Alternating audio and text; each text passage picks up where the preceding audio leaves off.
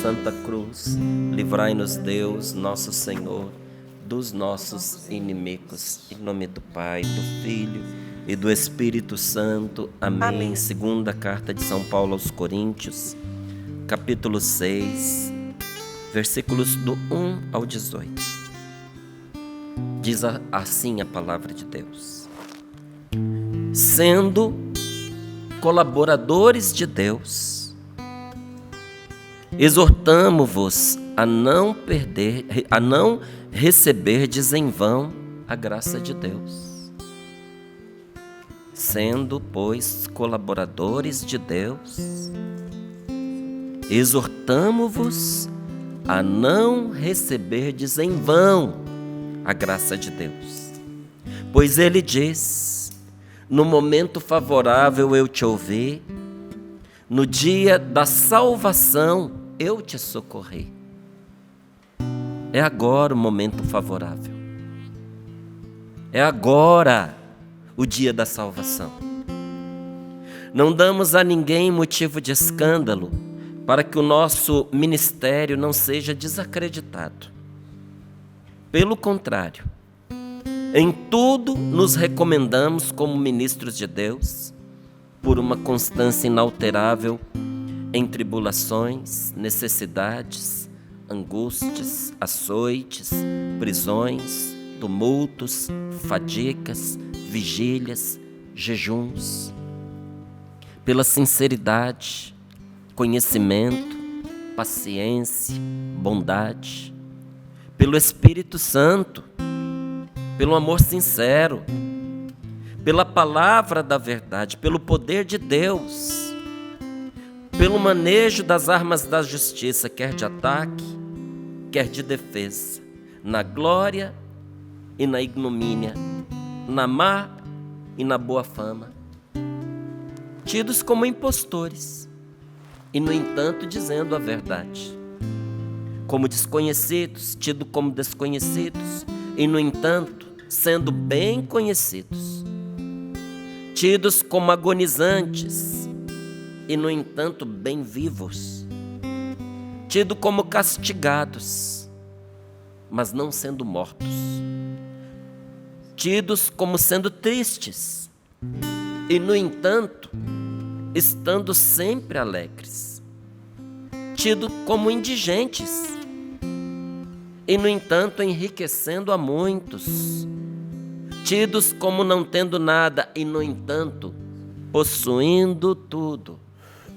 Ó Coríntios, nossa boca abriu-se para vos falar, nosso coração dilatou-se, no nosso coração não falta lugar para vós, em vós mesmos é que não tendes espaço.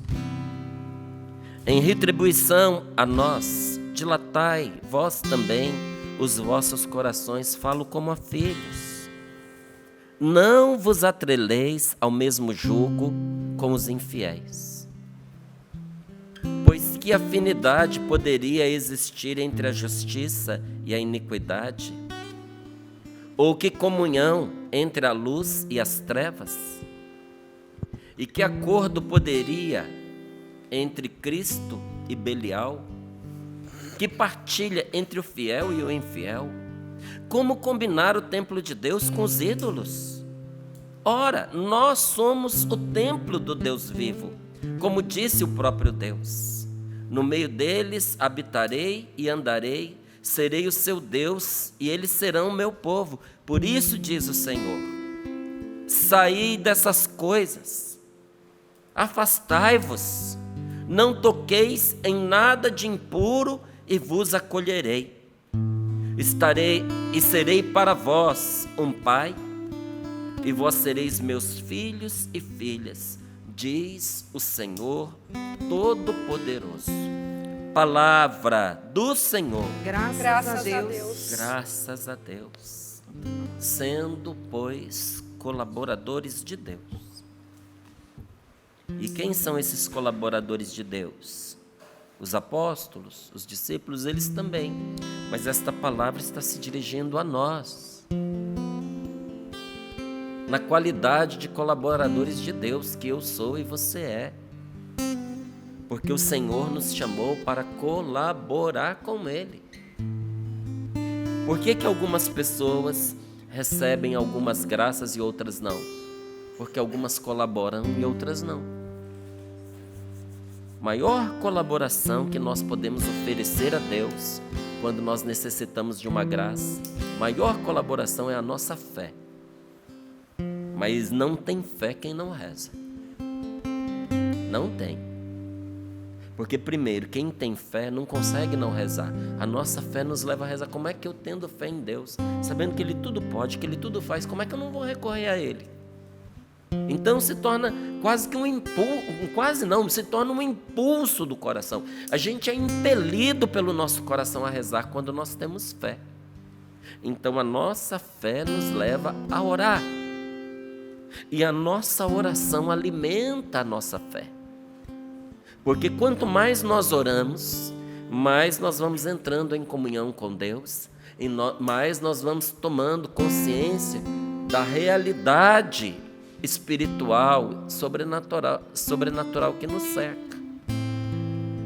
Ouvindo esses testemunhos, como eu ouvi agora e você ouviu também, será que você não teve a mesma impressão que eu fiquei pensando aqui comigo, meu Deus, como é diferente a vida de uma pessoa que tem fé, porque ela tem recursos que outras não têm, porque ela tem acesso à graça de Deus, a qual muitos viram as costas. E isso faz toda a diferença na sua vida. Porque olha, nós não alinhamos esses testemunhos. Tanto que foi uma surpresa para mim que eu até pedi o papelzinho aqui para Maria Renata, dessa pessoa que foi curada provavelmente do mal de Chagas. Mas não tem cura isso, gente. Se eu não me engano, não tem cura. Né? Digo assim, eu não me engano, porque a medicina está sempre avançando, né? Você ouviu esse testemunho dessa moça que não andava mais. Ela tinha perdido completamente o movimento das pernas. E depois daquela mãe que foi contando várias situações que aconteceram por meio da oração. Parece até exagerado, não é? Você ficou com essa impressão? Eu também tinha. Por isso que naquele dia, quando eu vi com os meus próprios olhos aquela graça acontecer, o meu coração virou a chave. Porque eu sempre fui uma pessoa meio desconfiada. Mas quando eu confio, é para arrebentar também, sabe? Morro por aquilo que eu acredito, dou a minha vida por quem eu sou leal. E lealdade a gente paga com lealdade. Tem pessoas que entram na vida da gente que são leais a nós. Eu sei que tem muita gente que se governa pelo interesse, sabe, gente? Mas eu me governo pela gratidão. Eu tenho uma gratidão profunda às pessoas que fizeram parte da minha vida, que fazem parte da minha vida, que se tornaram uma mão de Deus para me ajudar em diversos momentos, das mais variadas maneiras. Com a presença amiga, com bons conselhos, às vezes até suporte material no cuidado com os meus filhos. Isso é coisa que a gente não esquece, não esquece. Ontem eu estava até rezando por uma família muito querida para mim, mas que por causa dessas situações políticas foi se afastando, porque tem uma maneira de pensar do ponto de vista político muito diferente da minha, porque eu não tenho partido não, viu? Mas eu tenho uma maneira de pensar que acaba qualificando a gente de um lado ou de outro. Que eu sou a favor da vida, eu sou contra o aborto, sou a favor da justiça social, sim. Precisamos ajudar os mais desfavorecidos. Claro que temos, nós somos cristãos. Temos que ajudar, temos que lutar pela justiça social, mas não vendendo a nossa alma em troca disso. Porque uma coisa não dispensa a outra. Não é porque eu estou lutando pelos pobres que eu posso me abandonar a uma vida de iniquidade, de pecado, de prostituição. Não. Então, se um grupo, para defender uma bandeira, acaba enxovalhando todas as outras, sinto muito, mas não vai ter a minha anuência. E eu percebi que, por causa da minha postura, foram se entristecendo, se desgastando, se desgostando, se afastaram. Não fiquei magoado, mas fiquei sentido, porque a gente sente, né? Quando a gente ama uma pessoa e ela se afasta, ou algumas pessoas e elas se afastam. Mas a gratidão por eles nunca perdi. Nunca perdi. Sou grato, porque foram amigos fiéis, sabe? Que na hora da necessidade estenderam as mãos para poder ajudar, inclusive em situações de resolução de problemas. Então, a gente seguia pela gratidão, sabe? Então, louvado seja Deus que vai mudando a nossa maneira de proceder, vai modelando a nossa maneira de estar nesta vida. E eu sou profundamente grato a Deus por tudo que Ele tem feito comigo. Como não ser leal a esse Deus, minha gente? Como não ser leal? Olha, quando você vai orando, a sua vida vai mudando e você vai entendendo as realidades de uma forma tão diferente, que você nota que não tem nada nesse mundo, mesmo as coisas mais importantes, e tem coisas importantes nesse mundo.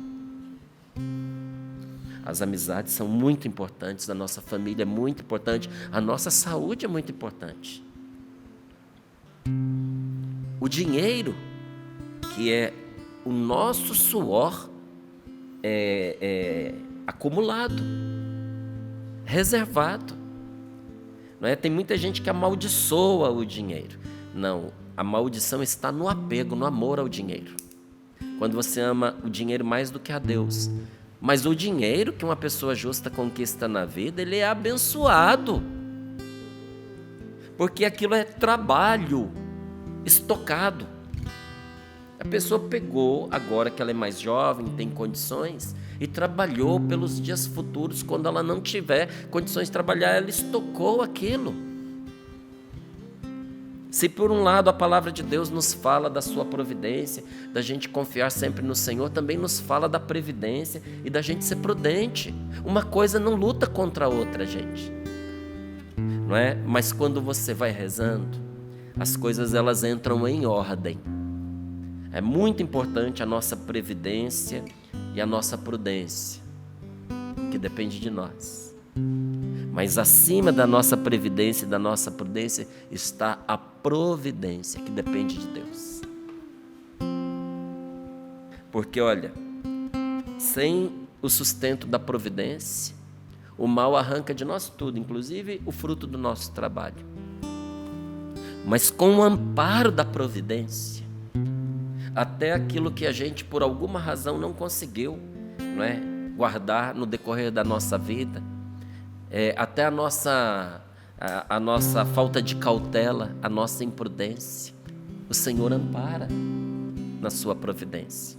Por isso, a maneira de vida de uma pessoa de fé que ora é completamente diferente. Por isso que ela está sempre de bem com a vida, por isso que ela está sempre alegre, porque ela confia mais em Deus do que em si, mais em Deus do que nos recursos que ela tem, mais em Deus do que nos amigos, mais em Deus do que nos reveses desta vida, porque esse mundo é louco de pedra esse mundo, sabe? Ninguém sabe na direção que esse mundo está andando, gente. Ninguém. Nem as altas cúpulas deste mundo, nem os governos, ninguém sabe. Por isso que quando a palavra de Deus se refere a esse mundo, se refere como perdido. E olha, a maior segurança deste mundo é abalada pela menor catástrofe natural. É bom quando a gente tem a oportunidade de fazer essas peregrinações, porque a gente conhece algumas coisas que mexem muito com a gente.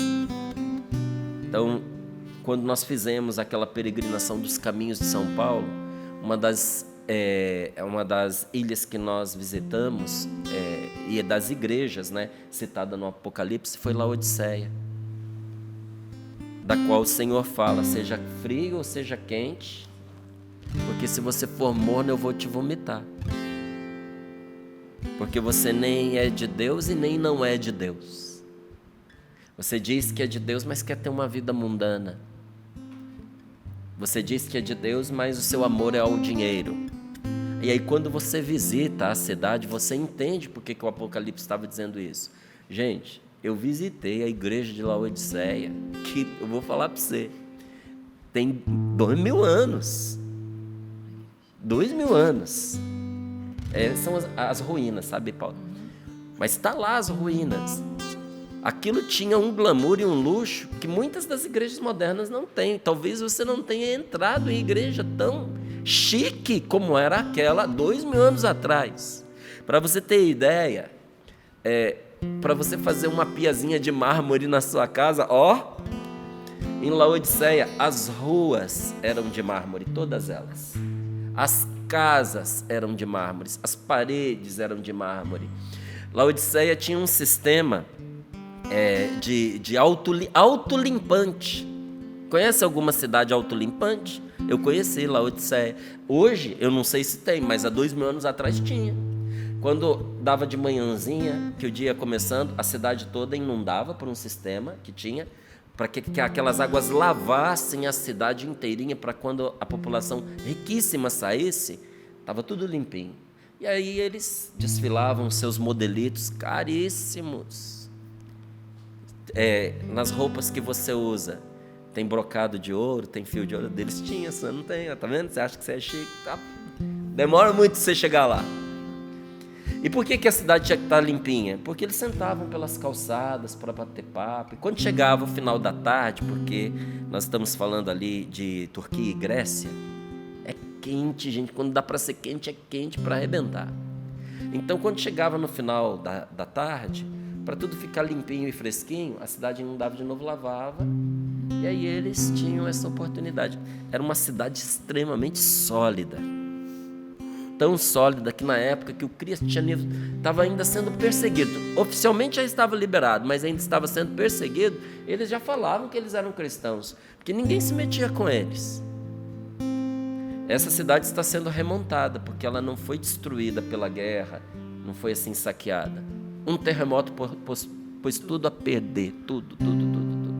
Toda a segurança daquela gente foi desfeita por um terremoto. Esse mundo põe as suas seguranças no que não é seguro. E agora, nessa última peregrinação que eu fiz, que foi pelos santuários marianos, né, de Lourdes e de Fátima principalmente, numa passagem pela Itália, nós fomos em Pompeia.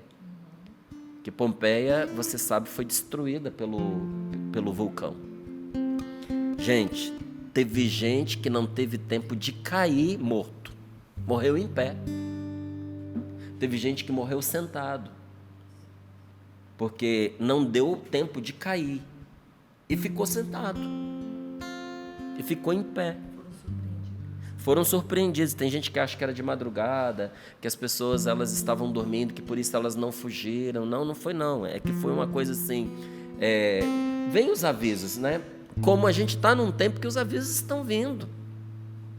A palavra de Deus, ela diz que no final dos tempos, as pessoas iam abandonar até a ordem natural da sua vida íntima sexual. Ia se perverter. Está em Romanos, no capítulo 1, lê que você vai ver lá. Diz que nos últimos tempos a caridade ia esfriar, que as pessoas iam se usar umas às outras simplesmente como objetos sexuais, que os filhos iam se revoltar contra os pais. E tem lá uma série de coisas que você vai lendo e você vai dizendo assim, opa, isso já está acontecendo.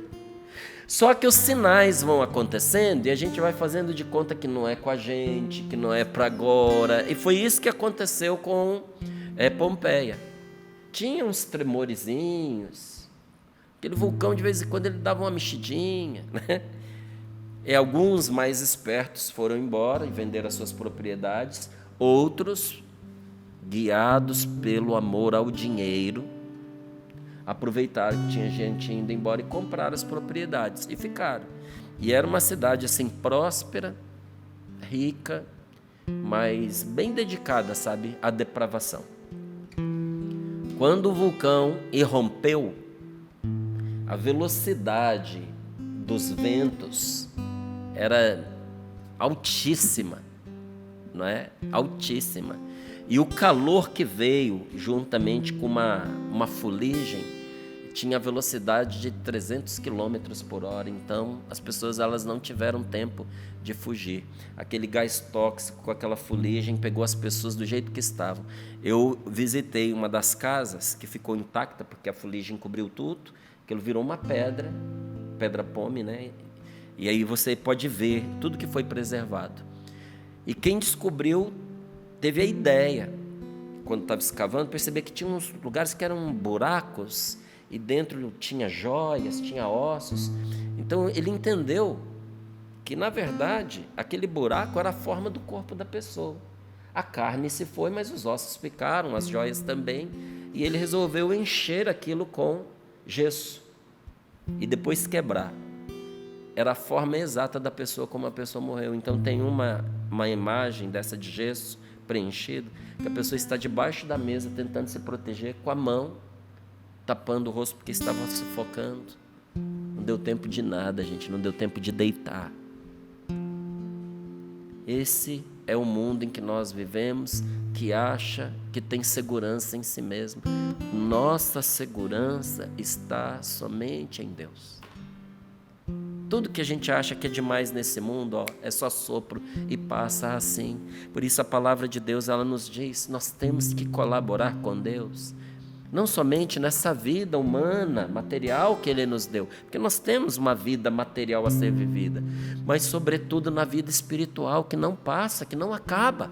E como é que a gente colabora nesta vida? Pela fé. Sendo colaboradores de Deus, exortamo-vos a não receberdes em vão a graça de Deus. Porque tem gente que recebe a graça de Deus para nada, recebe de maneira vazia. Eu posso pôr a perder a graça que eu recebi, se eu pagar com infidelidade a fidelidade de Deus, se Ele sendo leal a mim, eu o abandonar, eu o trair. Por quê? Porque os meus caprichos não foram realizados, porque eu fui me iludindo com as propostas daquilo que eu vejo, e desconsiderando, apesar de tantos sinais, a vida que eu não vejo, porque de verdade a vida a gente não vê, a gente vê os sinais desta vida, mas a vida mesmo, o sopro vital, a gente não vê, não é? Então por que eu vou trocar o que é eterno pelo que é temporário? E aí a palavra de Deus nos diz, olha, no momento favorável eu te ouvi, no dia da salvação eu te socorri. E quando é esse momento favorável? E quando é esse dia da salvação para mim e para você? Agora. Aqui, olha, é agora o momento favorável, é agora o dia da salvação, porque eu e você podemos não ter amanhã. E quando eu penso nisso, eu fico dizendo para mim mesmo, a gente tem que andar assim, não é só questão de cumprir a lei, sabe, gente? Mas da gente firmar a nossa decisão de uma forma irredutível. E fazer isso também através da confissão dos nossos pecados. Ah, Márcio, mas dá trabalho, a vergonha de ir ao padre. Pois é, que bom que dá trabalho, que dá vergonha, porque isso fortalece em nós a nossa decisão de não permanecer no erro, de ir buscar em Deus a graça conforme Ele estabeleceu que chegasse até nós através do sacramento. Eu quero hoje aproveitar o favor de Deus, porque agora é o dia da salvação para mim. Porque a gente pode ser colhido tão de improviso igual aquela gente foi, que não sabe nem do que morreu, não é verdade? E aí o apóstolo continua dizendo aqui, não damos a ninguém motivo de escândalo, para que o nosso ministério não seja desacreditado, e pelo contrário, em tudo nos recomendamos como ministros de Deus. Como é que eles viviam? E isso faz muita falta nos nossos dias de hoje, e a gente não deve atribuir isso apenas aos líderes religiosos, não, viu, gente? Aos ministros ordenados, não. Todos nós que somos de alguma maneira referência de cristão para alguém, nós temos que viver esta palavra. Porque hoje em dia, sabe o que desacredita o evangelho? Os contra-testemunhos. As pessoas que instrumentalizam o evangelho em benefício próprio. Tem muita gente, olha, brincando com o evangelho, distorcendo o evangelho, colocando o evangelho a serviço do dinheiro. E olha, Quando você entra na palavra de Deus, o dinheiro esteve a serviço da evangelização. Teve pessoas que se empobreceram materialmente para que a evangelização pudesse acontecer. E qual é o movimento que a gente tem hoje? Tem gente usando da evangelização para se enriquecer com uma teoria de prosperidade. Mas eu até dou um conselho para você: espera um pouquinho de tempo e vai olhar essa vida dessas pessoas como é que está. Testemunho, vida matrimonial, fidelidade conjugal, educação dos filhos, paz dentro do lar, relacionamento com os entes queridos, com os familiares, relação com os antigos amigos, antes da pessoa enriquecer. Qual é o círculo que ela frequenta? E aí você se pergunta: é essa a vida que você quer para você? Essa vida está em conformidade com o Evangelho? Aí o apóstolo diz aqui, em tudo nós nos recomendamos como ministro de Deus, para que o Evangelho não seja desacreditado. Como? Por uma constância inalterável, são os mesmos, na tribulação, nas necessidades, nas angústias, nos açoites, nas prisões, nos tumultos, nas fadigas, nas vigílias, nos jejuns, pela sinceridade, pelo conhecimento. Conhecimento é trabalho, é estudo, é empenho. Pela paciência, pela bondade, pelo Espírito Santo, pelo amor sincero, sem fingimento, pela palavra da verdade, pelo poder de Deus, pelo manejo das armas da justiça, não só em favor de si próprio, mas dos outros, armas de ataque e de defesa, na glória e na ignomínia, né? A ignomínia é tudo aquilo que maldiz o nosso nome, que nos difama, na má e na boa fama, na má e na boa fama, sou de Deus até o fim, não é? Aí ele diz aqui: tidos como impostores e no entanto dizendo a verdade, tidos como desconhecidos e no entanto sendo bem conhecidos, tidos como agonizantes e no entanto bem vivos, tidos como castigados, mas não sendo mortos, tidos como sendo tristes, no entanto estando sempre alegres, contados como indigentes e no entanto enriquecendo a muitos, tidos como não tendo nada e no entanto possuindo tudo, porque quem tem Deus tem tudo, e o Senhor faz chegar o que a gente precisa na hora da necessidade, inclusive aquilo que o mundo não pode dar, aquilo que o dinheiro não pode dar, aquilo que a medicina não pode dar. Você ouviu o testemunho? Duvido que essa moça que tinha perdido os movimentos das pernas não tinha buscado todo o recurso médico que estava ao alcance dela. Duvido. Mas o que a medicina não pôde dar, Deus deu. Então eu repito para você: tidos como indigentes, como mendigos, e no entanto enriquecendo a muitos, tidos como não tendo nada e no entanto possuindo tudo.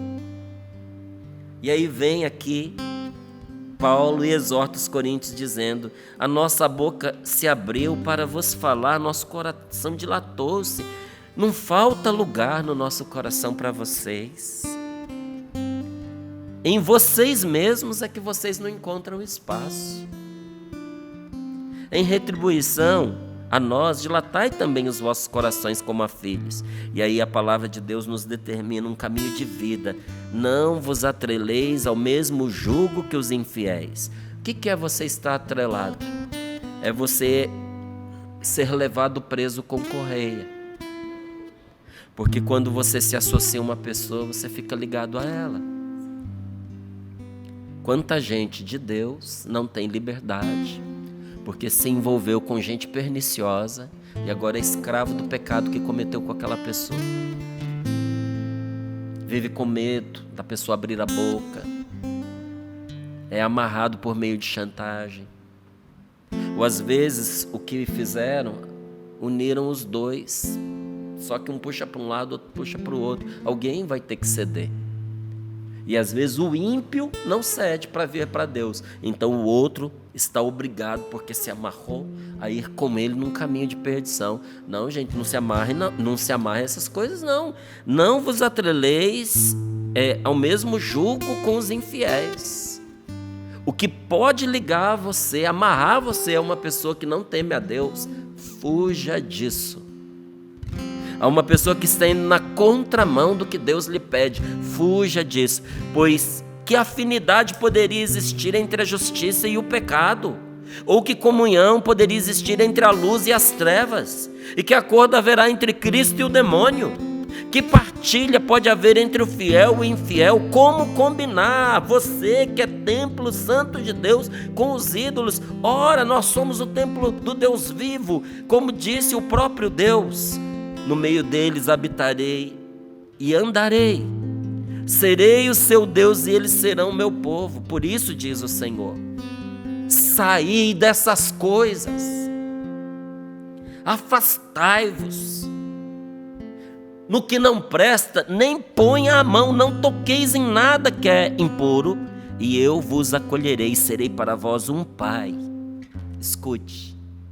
E serei para vós um pai, e vós sereis meus filhos, diz o Senhor Todo-Poderoso. Meu Deus, o que é você ser atrelado? É ser levado preso com corrente, é estar sob o domínio.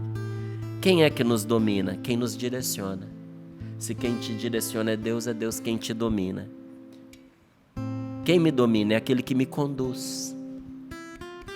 Quem que está me conduzindo? A palavra de Deus ou a mentalidade deste mundo? A quem nós seguimos e obedecemos? Esse é quem manda em nós.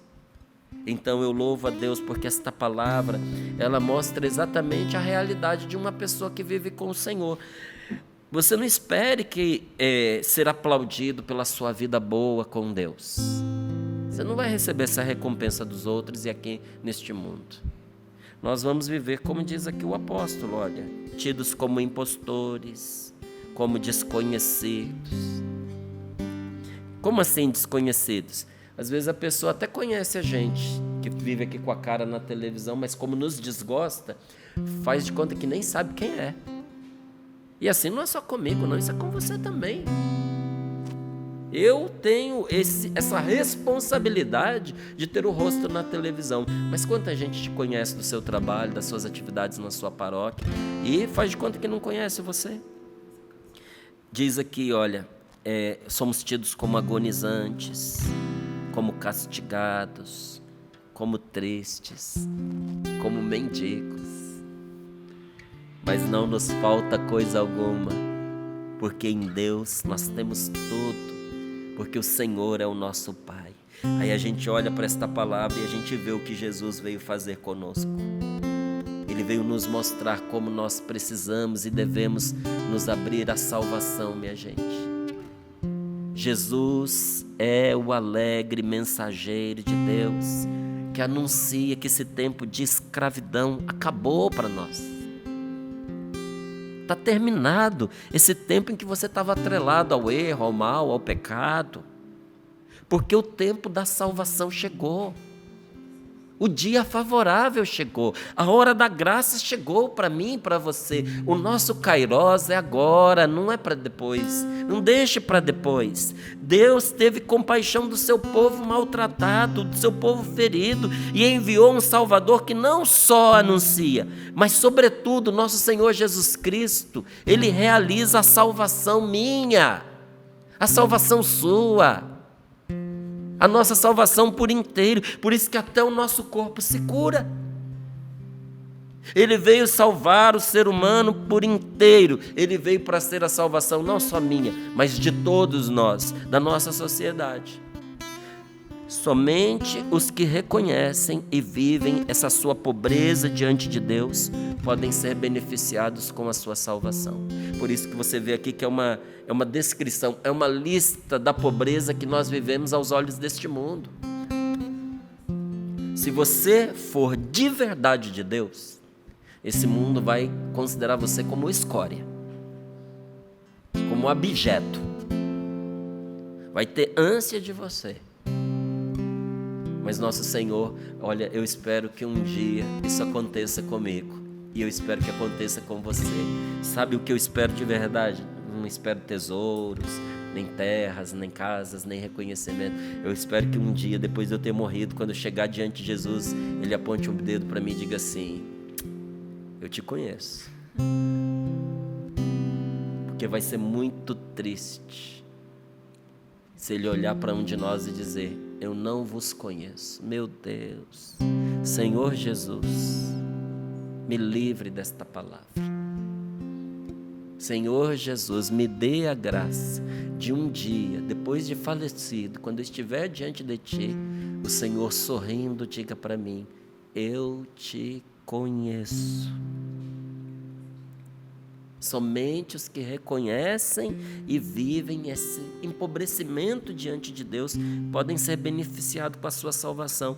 E isso não pode ser interpretado, gente, como se o evangelho fosse exclusivo de uma classe social, sabe? Porque tem gente que pensa assim, que está condenado quem tem alguma coisa na vida, quem tem algum dinheiro. Não. Se condena quem põe o seu amor nessas coisas. Quem transforma isso num ídolo.